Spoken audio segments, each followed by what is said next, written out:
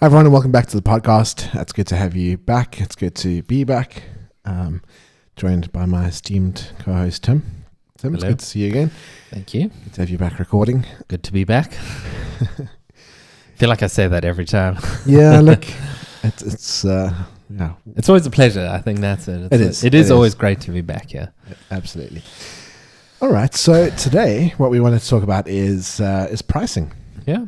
Now, obviously, we've touched on this previously slightly with some of the topics that we've discussed on the show.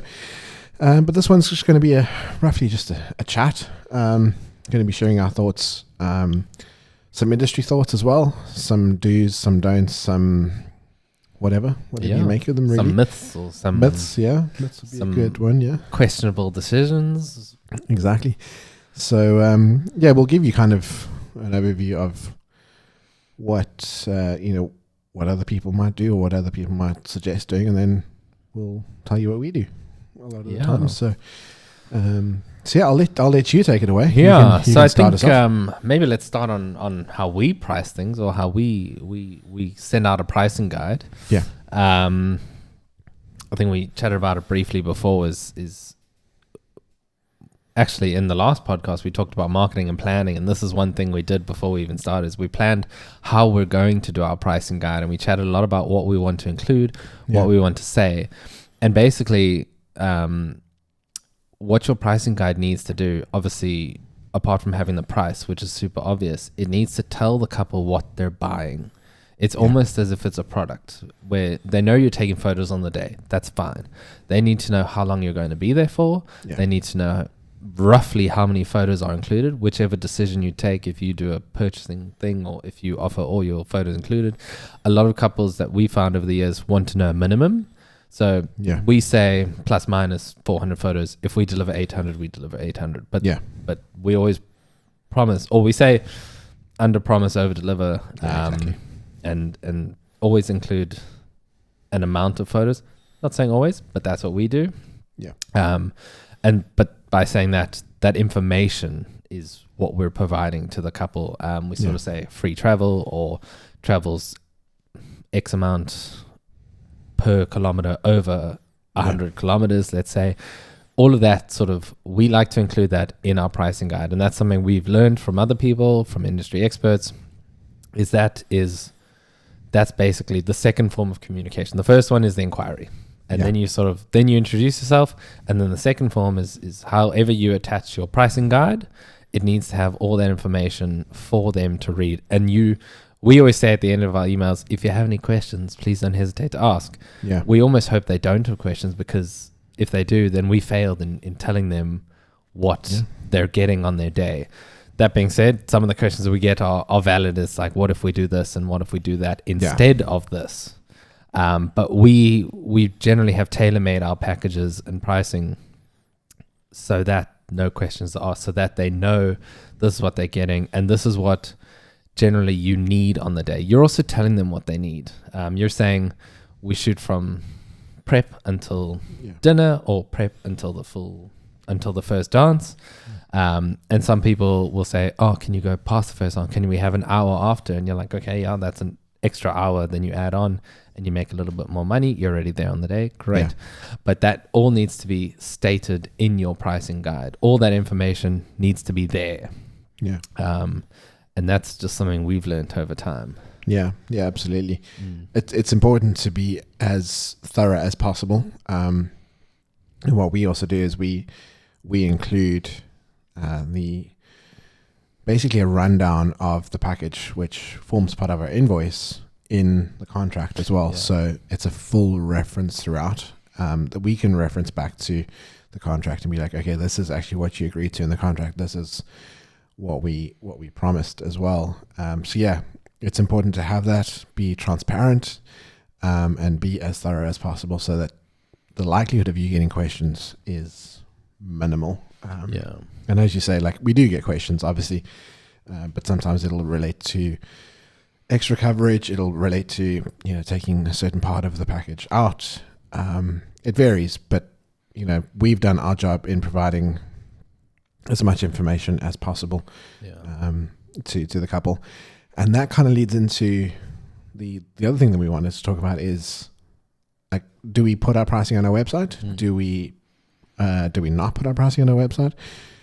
And that's been a big debate in the in the forums and the community over a long time. It has. And we see brides asking, why don't photographers do that? Or we see photographers being like, oh, I'm super transparent, and they almost like look down on you. Sorry for anyone that acts like that, but they almost look down on you for not including your pricing on your website.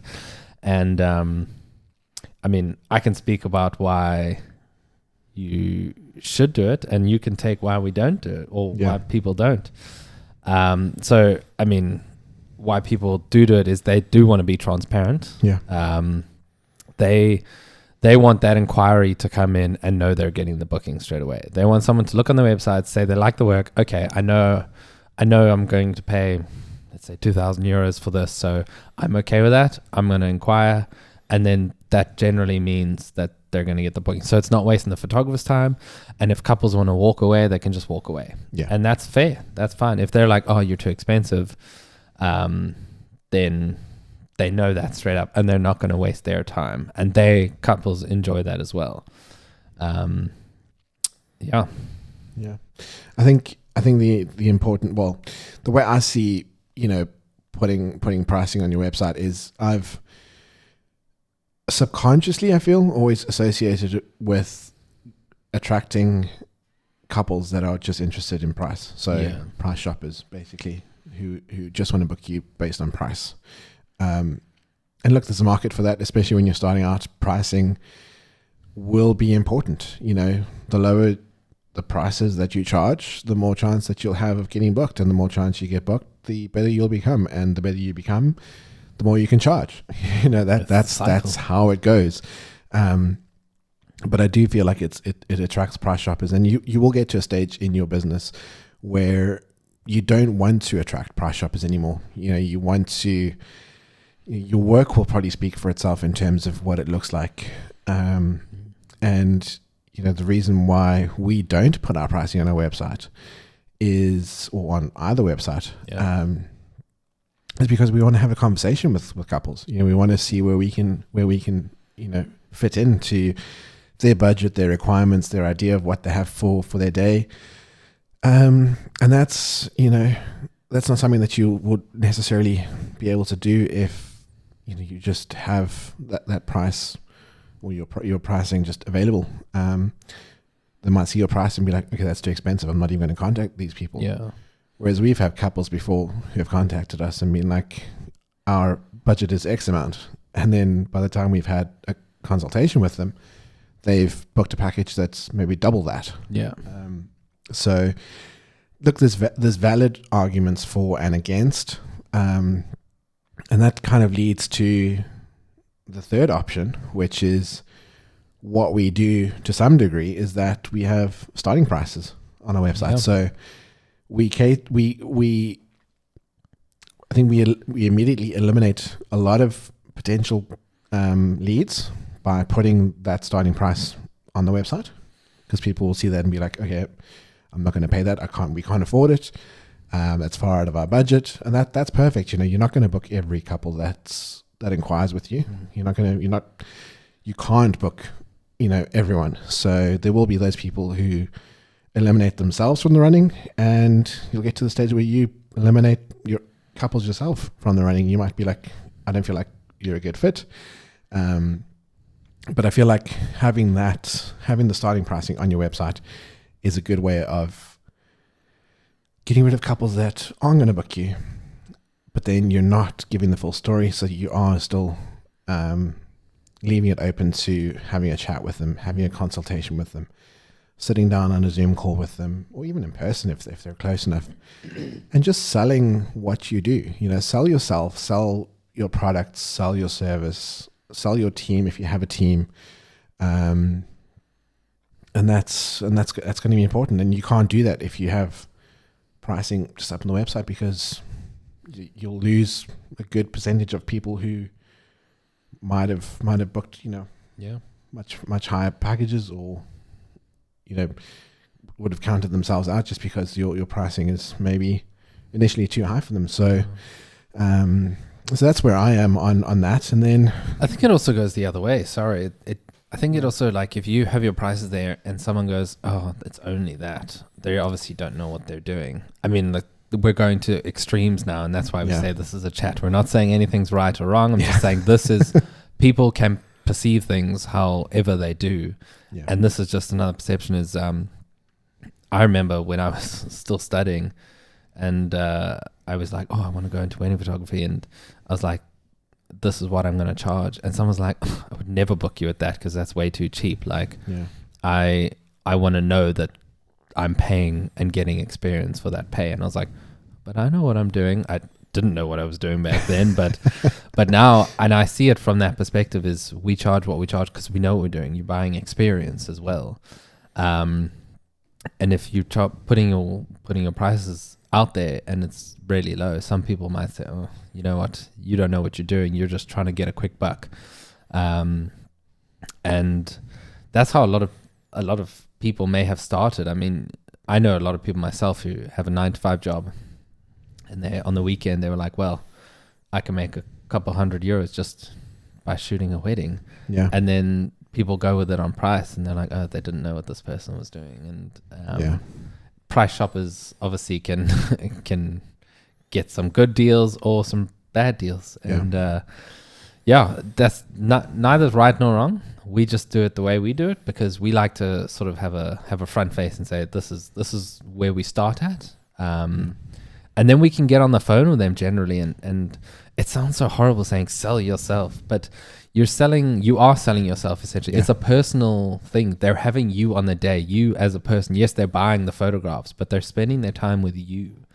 And if you can convince them, and not saying convince as in you're trying to sucker them or make more profits for anything, just convince them that you know what you're talking about and you're trustworthy. They want to buy your trust as well. If you can get them on an email chain or get them on the phone, that's why we like to have the starting, and then we have a conversation afterwards. And that's how we've approached it, and it's worked for us. So it's a simple method, but it makes a big difference in the end. Yeah, absolutely. It really does. And part of our branding and part of who we are as photographers and videographers is that, we have that personal touch. And one of the things I love doing, and I've discussed it before, is those consultations, because I find that 95% of the time, and that's a realistic number. If I get on the phone, or if you get on the phone with someone, they're going to book. They might not book straight away, but I can't tell you how many times I've had a consultation with couples, and I've gotten an email 5, 10, 15 minutes after the call, and they're like, okay, we want to book, send us an invoice, send us the contract. And that's not trying to make myself out to be amazing, because I'm really not, but it's just, making that extra effort, being personal, being, just portraying your brand in the way that you would want it to be portrayed, and the way that you would want a brand to portray itself to you at the end of the day as well. Like, you want to feel important when you inquire about something, give that to your couples.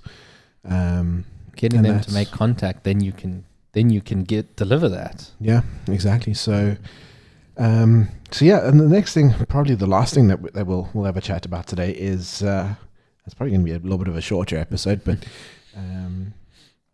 is how to structure your pricing. Now, we're not going to go into details about how to price your packages. Like, that might form part of a future episode where we get someone in who wants to talk about who specializes in, and there are a lot of people who do that. So chances are we will get someone in who will go into more depth about how to price your packages. But one thing that that we've both kind of learned is that how you portray your packages is essential.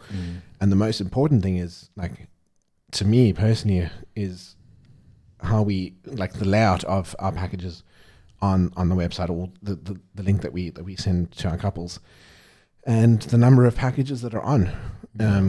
For if you just do photo, it's pretty simple. We go by the 3 package rule. So if you do photo, it's 3 photo packages, and they're separated into They're different offerings.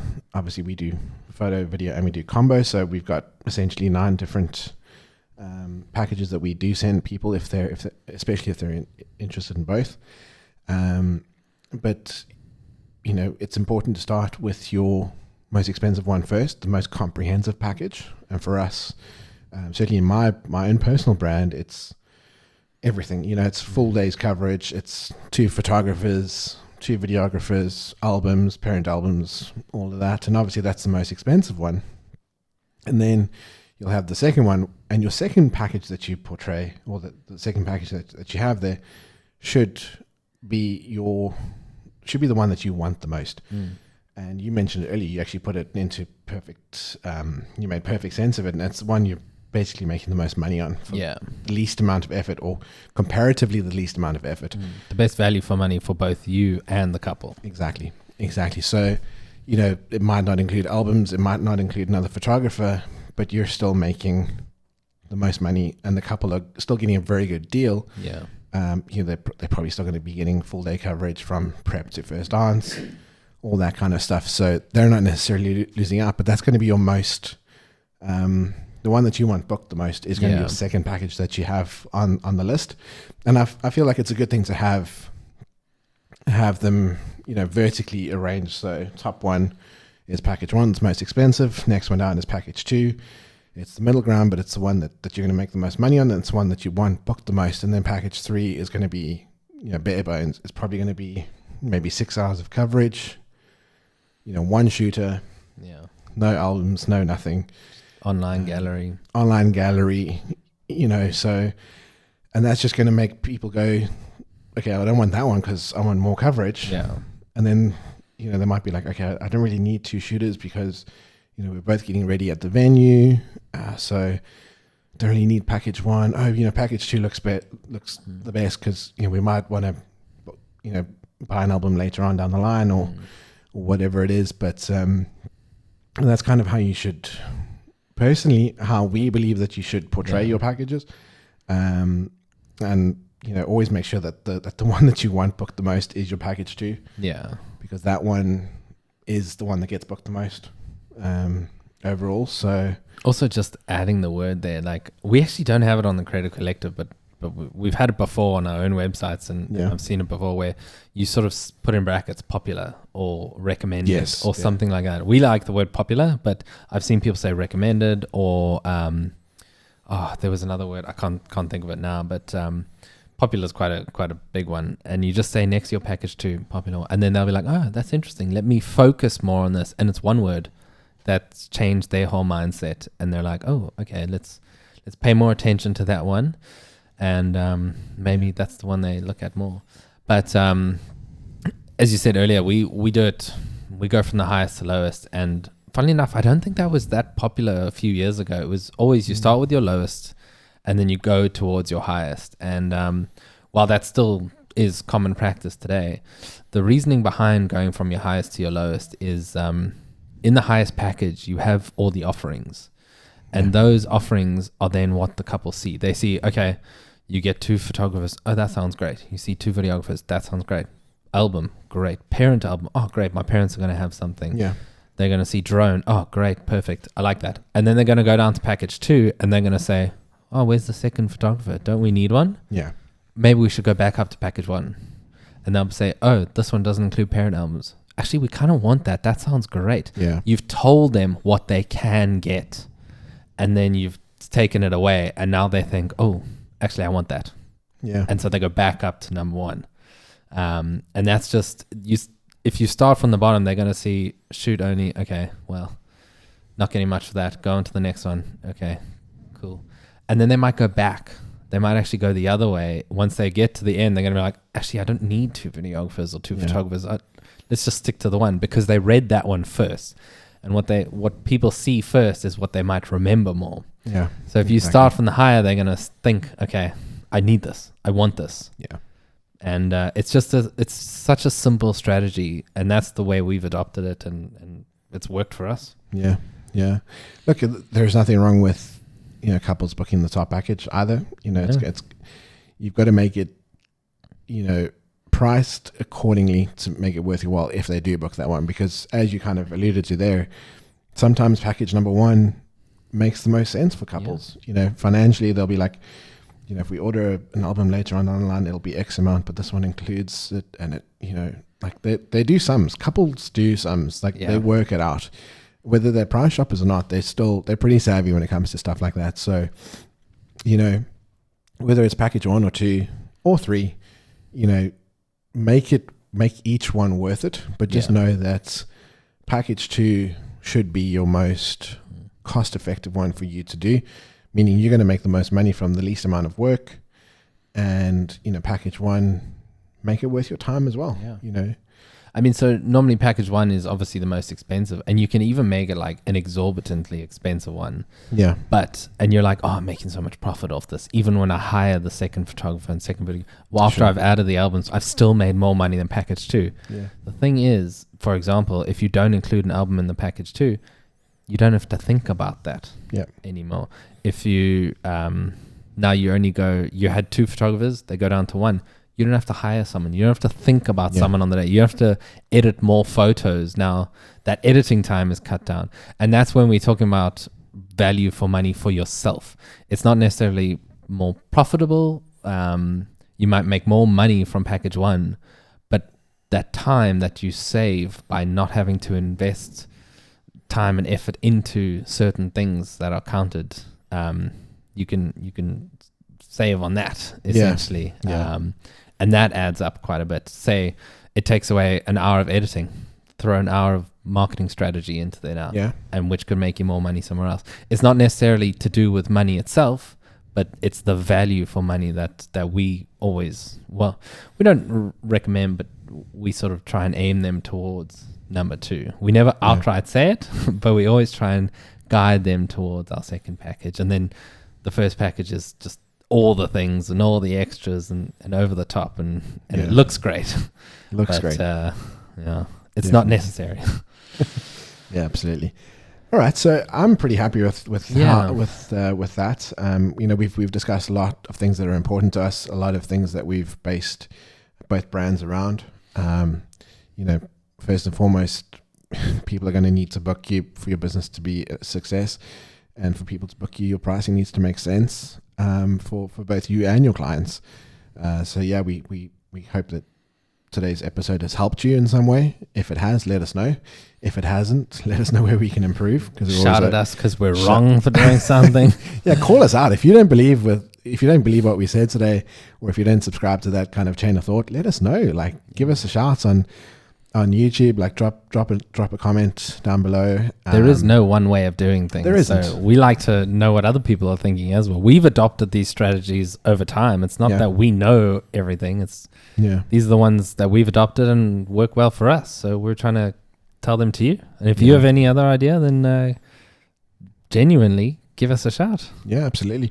I think our strategy is it's an overnight strategy that's taken us a combined 25 years-ish thereabouts to come up with. So you know, there's no right or wrong. There is obviously things that work for us and things that don't work for us, and we're always going to be transparent about what does and what doesn't.